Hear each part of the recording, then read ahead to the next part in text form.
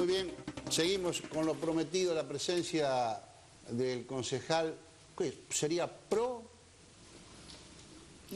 Yo formo parte del PRO. Ahora, el espacio es Unión Pro. Unión Pro, sí. Y vos sos Soy la parte del PRO, de la Macri. Unión Pro. Exactamente.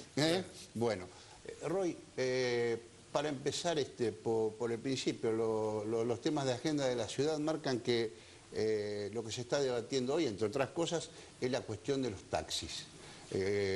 Hoy ha sido titular. Hoy y en los días anteriores, porque se está tratando, la semana pasada se ha tratado, ¿no es cierto? Parecería que hay una diferencia entre lo que finalmente se puede dar como aumento de tarifa y lo que se pretende, una diferencia que no es menor. Hay como un 20% de diferencia, ¿no? Sí, en la sesión del jueves pasado nosotros aprobamos lo que es la fórmula polinómica, es decir, establecer de antemano qué parámetros vamos a tomar en cuenta a los fines de fijar la tarifa. Eso me parece que es un instrumento interesante, es decir, que la universidad nos ha dicho, tomen en cuenta los kilómetros recorridos, tomen en cuenta los costos estructurales como pueden ser la misma remuneración del taxista y en función de todos estos le va a arrojar un determinado número que te va a indicar cuáles son los distintos aumentos de costos o las variaciones que va a tener que ir sufriendo esa tarifa para ir adecuándose a la inflación galopante que tenemos. Y nosotros la acompañamos porque creemos que eso da certidumbre jurídica sobre qué mecanismos estamos utilizando. Ahora, Perdón, una pequeña interrupción porque quiero hacer un recordatorio. Hace unos días murió un colega que fue mi profesor en la Facultad que colaboró de Ciencias mucho con el Consejo. Que colaboró mucho y que su especialidad era en costos, que era el doctor Roberto Visconti. Fue mi profesor de costos y después lo tuve en el doctorado también. Así que un recuerdo para quien ha colaborado mucho en esta cuestión y que ya no está con nosotros, el doctor Rubén Visconti. Bueno, en ese marco nosotros acompañamos. Ahora viene la segunda discusión, porque esta es la antesala de la mala noticia, la antesala del aumento. Y allí uno es crítico, porque uno reconoce que quizá la tarifa está desfasada, uno no puede negar eso, pero sí hay algo que antes está desfasado en Rosario respecto del servicio de taxi, es la calidad del servicio. Sí, y esta no es una noticia nueva. Y uno se pone a analizar algunas medidas que deberían tomarse y se pone a pensar que, por ejemplo, desde el 2008 tenemos aprobada la ordenanza 8295 que establece una serie de condiciones o de medidas que el taxista o el dueño o el titular de la chapa debe cumplir respecto de su vehículo para dar mayor seguridad, no solo al servicio, sino también al propio chofer. Claro. Tales son el botón de pánico, el blindex, la posibilidad de incorporar una cámara que saque 3 fotos encriptadas. Exactamente, se discutió muchísimo en el Consejo y además la ordenanza planteaba, por un lado, mecanismos de financiamiento a través de créditos del Banco Municipal y por otro lado planteaba plazos de ejecución. Que hoy no tiene problema en darlos. Exactamente. El Banco Municipal está la impresión muy que bien. hay una diferencia enorme entre lo que se ordena a través del Consejo, lo que se aprueba en el Ejecutivo y la motorización. La exigencia. Sí, de hecho esta ordenanza plantea 120 días de su aprobación para ir poniéndola en marcha. De hecho, no me refiero a esta, sino a ordenanzas anteriores que no se han cumplido nunca. Sí, eso es una discusión permanente, porque en definitiva la ordenanza no deja de ser una orden que el Consejo le da al Ejecutivo para que reglamente. Con fuerza de ley. Y después tenemos otras cuestiones que hacen al sistema.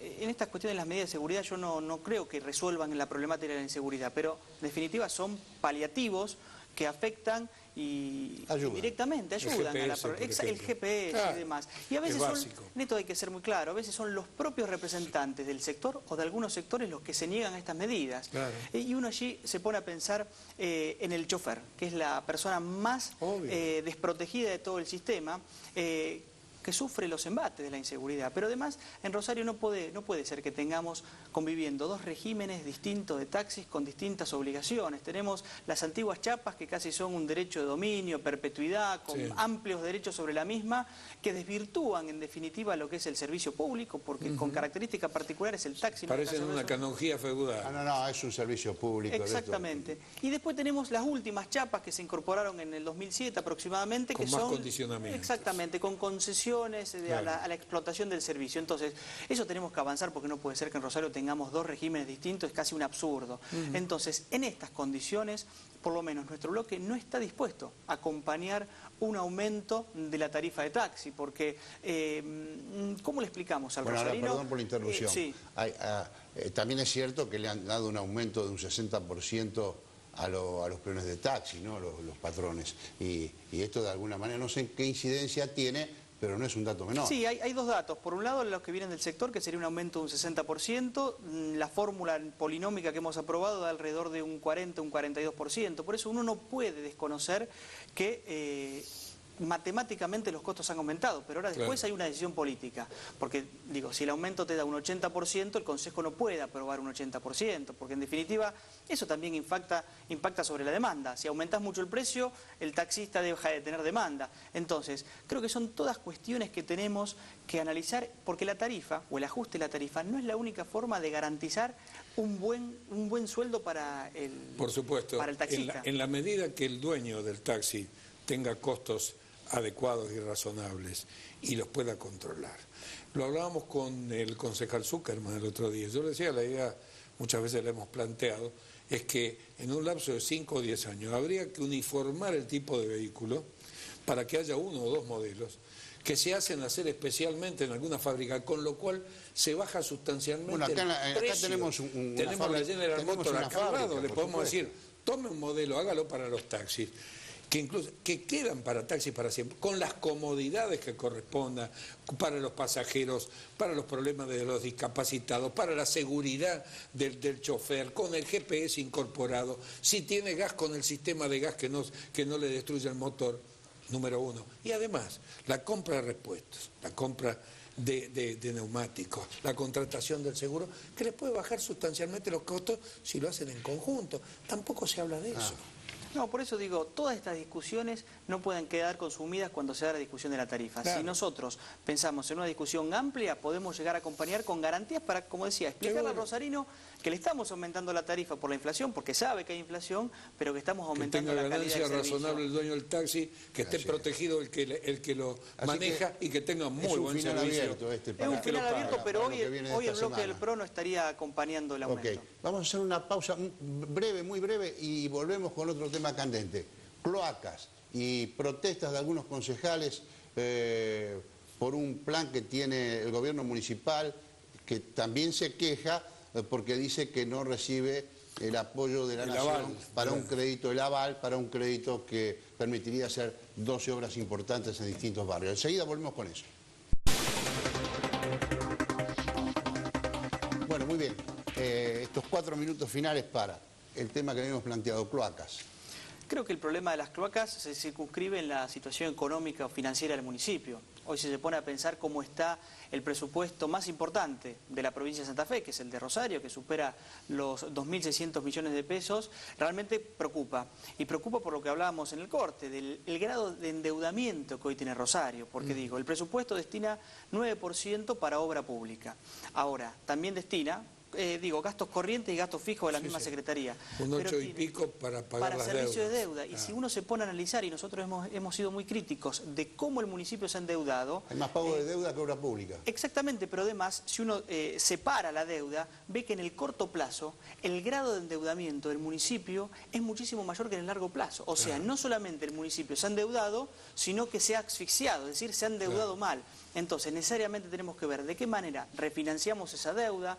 Toda deuda tiene mecanismos de precancelación y además poder liberar fondos para las obras fundamentales para Rosario. Pero nos preocupa cuando la intendenta tiene una estructura de costos fijos altísima en la ciudad de Rosario, que ha aumentado con todos los años de gestión del socialismo, pero pide créditos para los gastos de obra pública. Entonces, allí está cómo prioriza el gasto la municipalidad de Rosario para circunscribir los gastos importantes y los gastos administrativos. Además, digamos, Roy, que es una obra fundamental, la de cloacas, pero es una obra que en realidad es de responsabilidad del gobierno de la provincia a través de ASA. La de cloacas sí, no la de desagües pluviales. La de cloacas. Exactamente. Desagües pluviales es la municipalidad. Por último, porque es otro tema de mucha importancia, el meneado tema de las cocheras subterráneas para la ciudad de Rosario. Y un debate que parece interminable. Nosotros partimos de una premisa. Rosario necesita más plazas de estacionamiento. Las herramientas pueden ser el estacionamiento doble mano, puede ser los edificios en altura, pero también pueden ser las cocheras subterráneas. Entonces, en este punto nosotros hacemos una distinción de lo que ha sido muchas de las críticas de la otra parte de la oposición, aquella que es dura y cruda y se opone a todo por simplemente venir de parte del oficialismo. Hay que derribar mitos. El impacto ambiental es un dato a tener en cuenta, pero si en el siglo XXI no podemos garantizar, retirar o mantener algunos árboles en el mismo estado de conservación para hacer una obra y que luego ellos permanezcan intactos, realmente deberíamos cerrar las persianas del municipio e irnos. Pero además, construir cocheras subterráneas para paliar un déficit de plazas de estacionamiento nunca puede ser incentivar el uso del auto privado, porque si uno está cubriendo el déficit y además dejando plazas libres, lógicamente está diciendo que también tenemos lugar para los futuros autos que vengan. Ahora, si lo que uno está haciendo es corriendo el carro desde atrás, es decir, paliando en un pequeño porcentaje, por ejemplo, Plaza San Martín están previstas 750 plazas, claro, del gran déficit que da, nunca puede estar incentivando. Obviamente que son dos medidas que hay que tomar en conjunto, una obra importante como puede ser la de obras como cocheras subterráneas, pero también incentivar el uso del transporte público. Y en esto nuestra gestión de Buenos Aires lo tiene clara. Hemos aprobado 42 cocheras subterráneas. Ojo, no hablen de Buenos Aires, que no están pasando por el mejor momento con el despelote que hay con el tema de los subterráneos. El mismo problema que tenemos siempre. Pero vamos a hacer una cosa, Roy, porque la verdad nos quedamos con poco tiempo. A corto plazo te invitamos de nuevo para desarrollar todos estos temas, que son muy importantes y nos interesa tu opinión. Perfecto, muy bien. Gracias. Gracias por haber venido. Bebe. Bueno, y nos vamos, el lunes que viene, un poco después de las 22, Pablo Andrés Crivioli, yo soy Juan Carlos Altare, esto se llama De Buena Fuente. Hasta el lunes. Darlo de puntillas.